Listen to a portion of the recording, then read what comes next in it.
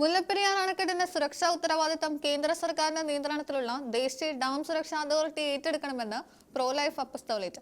അണക്കെട്ടിന്റെ സുരക്ഷാ നടത്തിപ്പ്, അറ്റകുറ്റപ്പണികൾ എന്നിവയുടെ നിയന്ത്രണം കേന്ദ്ര സർക്കാർ വകുപ്പുകളുടെ ഏകോപനത്തിൽ സംസ്ഥാന സർക്കാരുകളുടെ സഹകരണത്തോടെ കാര്യക്ഷമതയോടെ ചെയ്യേണ്ടത് കാലഘട്ടത്തിന്റെ ആവശ്യമാണെന്നും പ്രോ ലൈഫ് അപ്പസ്തോലേറ്റ് പറഞ്ഞു. ഇതിൽ കൂടുതൽ വിശദാംശങ്ങളുമായിട്ട് ഇപ്പോൾ നമ്മളോടൊപ്പം pro life apostolate executive secretary Shri Sabu Jose ചേരുകയാണ്. നമസ്കാരം ശ്രീ സാബു ജോസ്. നമസ്കാരം. ഓക്കെ, ഇപ്പൊ ഞങ്ങൾ പറയുകയായിരുന്നു, ഒരു ചുഴലിക്കാറ്റ് വീശിയപ്പോൾ തമിഴ്നാട്, ആന്ധ്രയൊക്കെ വളരെ ഭീതികരമായ ഒരു അവസ്ഥയിലേക്ക് പോവുകയാണ്. മുല്ലപ്പെരിയാർ അണക്കെട്ട് എന്ന് പറയുന്നത് നമ്മുടെ തലയ്ക്ക് മുകളിൽ നിൽക്കുന്ന വലിയൊരു വാളാണ്. ഈ ജൂൺ ജൂലൈ മാസത്തിൽ മഴയൊന്ന് കനക്കുമ്പോൾ മാത്രമാണ് ആളുകൾ ഇതിനെക്കുറിച്ച് സംസാരിക്കുന്നത്. എന്താണ് ഈ ആശങ്കയ്ക്ക് ഒരു പരിഹാരം?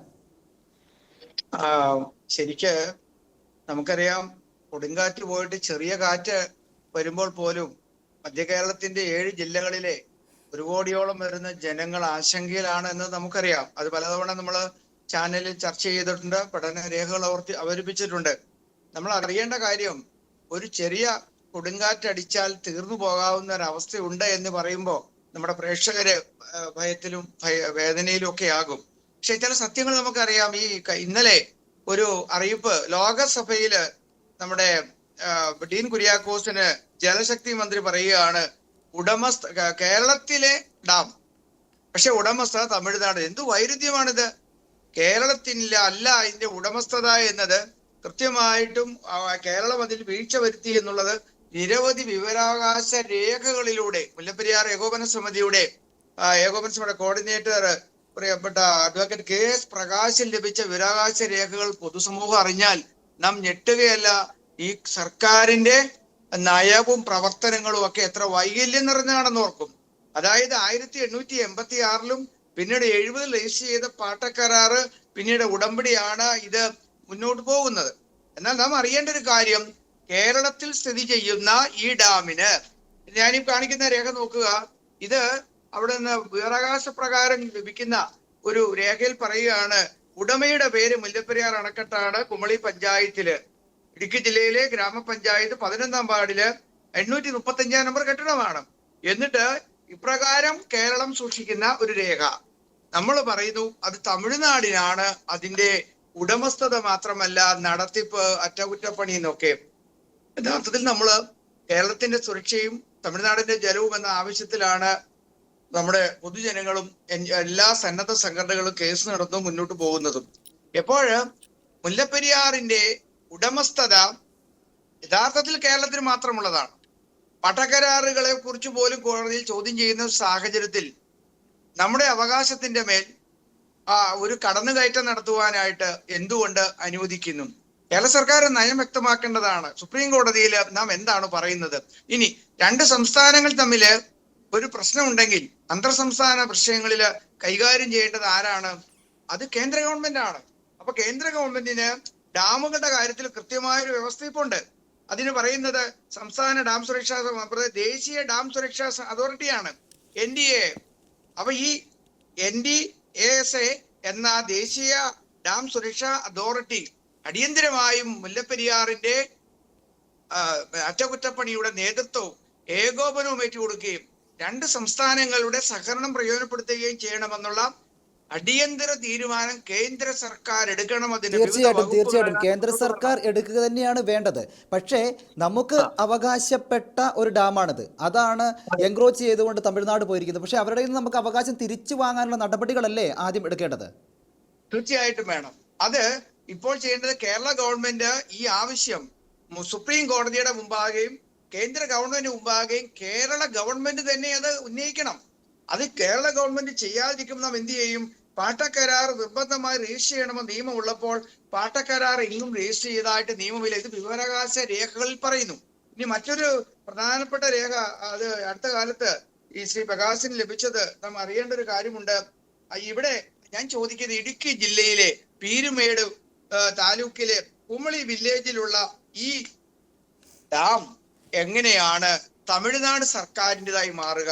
ഈ വിവരാവകാശ പ്രകാരം ഈ രേഖയിൽ പറയുന്നത് ഇങ്ങനെയാണ്, കുമളി ഗ്രാമപഞ്ചായത്ത് ദുരന്ത നിവാരണ പ്ലാൻ തയ്യാറാക്കിയിട്ടുണ്ട്.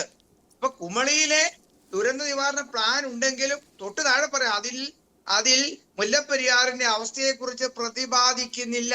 കുമളി ഗ്രാമപഞ്ചായത്ത് 23/80 24 നൽകിയ മറുപടിയാണ്. പിന്നെ ആരാ തയ്യാറാക്കുന്നത്? തമിഴ്നാടാണോ? അതായത് കുമളി ഗ്രാമപഞ്ചായത്ത് ദുരന്ത നിവാരണ പ്ലാൻ തയ്യാറാക്കിയിട്ടുണ്ട്. അതിൽ മുല്ലപ്പെരിയാറിന്റെ അവസ്ഥയെക്കുറിച്ച് പ്രതിപാദിക്കുന്നില്ല. ഒന്ന് ഓർത്തു നോക്കൂ. അപ്പൊ പിന്നെ ആരെവിടെ തയ്യാറാക്കും? ഇനി താഴോട്ട് വരുമ്പോൾ പറയുന്നത് രണ്ടാമത്തെ പോയിന്റ് പറയാണ്, മുല്ലപ്പെരിയാർ ഡാമിന് ഇതാണ് 11ാം വാർഡിലെ അസസ്മെന്റ് രജിസ്റ്ററിൽ മുല്ലപ്പെരിയാർ ഡാമിന് നമ്പർ പതിച്ചിട്ടില്ല. എന്നാൽ ഡാമിനോടടുത്ത് തമിഴ്നാട് PWയുടെ പേരിൽ 61 കെട്ടിടങ്ങൾ ഉണ്ട്. പ്രസ്തുത കെട്ടിടങ്ങളുടെ വിവരങ്ങൾ ഞാൻ പറഞ്ഞു മതി. എന്ത് ഉഴപ്പുന്ന രീതിയാണ് ഇത്! ശരിക്കും പറഞ്ഞാല് കേരളത്തിന്റെ സർക്കാർ തമിഴ്നാട് എത്ര കൃത്യമായിട്ട് ഒരു അഭിഭാഷക ടീമിനെ വെച്ച് അവരുടെ താല്പര്യങ്ങൾ, അവരുടെ ജലത്തിൻ്റെതാണ്, ഇവിടെ മനുഷ്യന്റെ ജീവന്റെതാണ്, അറിയാമല്ലോ.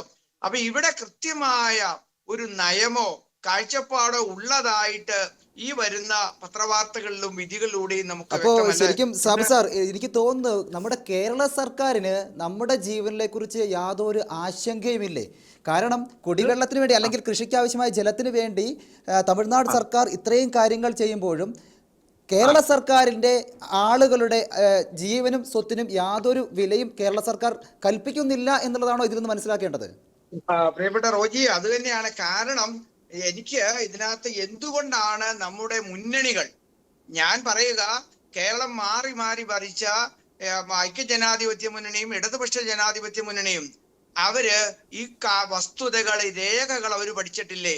മാറി വരുന്ന ജലസേചന മന്ത്രിമാരും റവന്യൂ ഡിപ്പാർട്ട്മെന്റുകളും ഇതൊന്നും ഞാൻ ചോദിക്കുന്ന ദുരന്ത നിവാരണ പ്ലാൻ ഇല്ല എന്ന് പറയുമ്പോൾ നമ്മൾ ഈ 7 ജില്ലയിലെ മനുഷ്യരുടെ അവസ്ഥയെന്ന് ഓർക്കൂ. നമുക്ക് ലഭിക്കുന്ന വിവരാവകാശ രേഖകൾ പ്രകാരം 70കളിലെ പട്ടക്കരാർ പോലും ദുരൂഹതയുണ്ട്. നമുക്ക് 1876 ആദ്യത്തെ കരാറിനെ കുറിച്ച് പോലും 999 വർഷം എന്ന് പറഞ്ഞാൽ 1886 ഇതൊക്കെ ആര് സ്വീകരിക്കും? ഇനിയിപ്പൊ നമ്മുടെ പ്രശ്നം അതല്ല റോജി.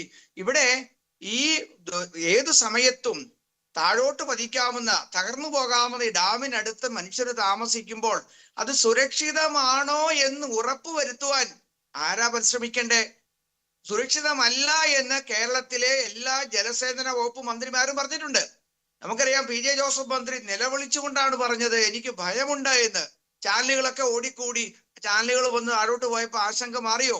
ഇവിടെ ഒരു പ്രശ്നമുള്ളത്, അവിടെ അറ്റകുറ്റപ്പണി നടത്തി സുരക്ഷിതമാണെന്ന് വരുത്തി തീർത്ത് വെള്ളം നിറച്ചു നിർത്തി തമിഴ്നാട് കൊണ്ടാകാൻ ശ്രമിക്കുമ്പോൾ വെള്ളം അവർ കൊണ്ടുപോകട്ടെ. പക്ഷേ ഭൂകമ്പങ്ങൾ, ഇപ്പൊ കൊടുങ്കാറ്റുകൾ, പ്രശ്നം വരുമ്പോ തകർന്നു പോയാൽ ഒരു സംസ്ഥാനത്തിന്റെ 7 ജില്ലയിലെ 1 കോടി വരുന്ന മനുഷ്യര് നഷ്ടപ്പെട്ടു പോകുമെന്ന വേദന ഈ 2 സംസ്ഥാന സർക്കാരുകൾക്കും വേണം. തമിഴ്നാട് സർക്കാർ വെള്ളത്തിന് വേണ്ടി നിൽക്കുമ്പോൾ അവർ എത്ര കൃത്യമായിട്ടാണ് വെള്ളം കൊണ്ടുപോകാൻ നോക്കുന്നത്. ഇവിടെ ഇപ്പോഴത്തെ പിണറായി മേലുള്ള ഒരുപാട് കാര്യങ്ങളുണ്ട്. അവർക്ക് വെള്ളം വേണം, അവർക്ക് ജലം വേണം, കൃഷി നടത്തണം എന്നുള്ള കൺസേൺസ് ഒക്കെ ഉണ്ടാകുമ്പോഴും പലപ്പോഴും കേരള സർക്കാർ അവരുടെ ആളുകളുടെ ജീവനും സ്വത്തിനും യാതൊരു വില കൽപ്പിക്കുന്നും ഇല്ല എന്ന ഒരു തോന്നലിലേക്കാണ് വരുന്നത്. എന്തായാലും ഇത്രയും വിവരങ്ങൾ ഞങ്ങൾ പറഞ്ഞതിന് വളരെയേറെ നന്ദി. മുഖ്യമന്ത്രി വർഷങ്ങൾക്ക് മുമ്പ് പ്രതിപക്ഷത്തിരിക്കുമ്പോൾ ഡാം സുരക്ഷിതമല്ല എന്ന് വലിയ പ്രക്ഷോഭം നടത്തിയ മുന്നണി മാറുമ്പോൾ സുരക്ഷിതമായി മാറുമോ? ഇനി ഇവിടെ ആവശ്യം നമുക്ക് ഇത്രേ ഉള്ളൂ. കേന്ദ്ര സർക്കാർ അതിന്റെ വിവിധ വകുപ്പുകളുടെ ഏകോപനത്തിലൂടെ 2 സംസ്ഥാനങ്ങളെ സംസ്ഥാനങ്ങളുടെ ഒരു പ്രശ്നമോ ആവശ്യവുമായ ഈ ഡാമിന്റെ കാര്യത്തിൽ അടിയന്തരമായി കേന്ദ്ര ഗവൺമെന്റ്, പ്രധാനമന്ത്രി ഇടപെട്ട് അതിന്റെ വിവിധ വകുപ്പുകള് ഇക്കാര്യത്തിൽ ഏകോപനം നടത്തി അറ്റകുറ്റപ്പണി നടത്തിയല്ല അത് ഡാം സുരക്ഷിതമല്ല എന്നുള്ള വസ്തുത പറഞ്ഞ് അതിന് ശാശ്വത പരിഹാരത്തിലേക്ക് എത്തിക്കണം. സുപ്രീം കോടതി വക്കത്ത് ഇടപെടുന്നുണ്ട്. അത് മാത്രമാണ് നമുക്ക് ഏക പ്രതീക്ഷയുള്ളത്. തീർച്ചയായും വളരെ വ്യക്തമാണ്. വളരെ നന്ദി ശ്രീ സാബു ജോസ്.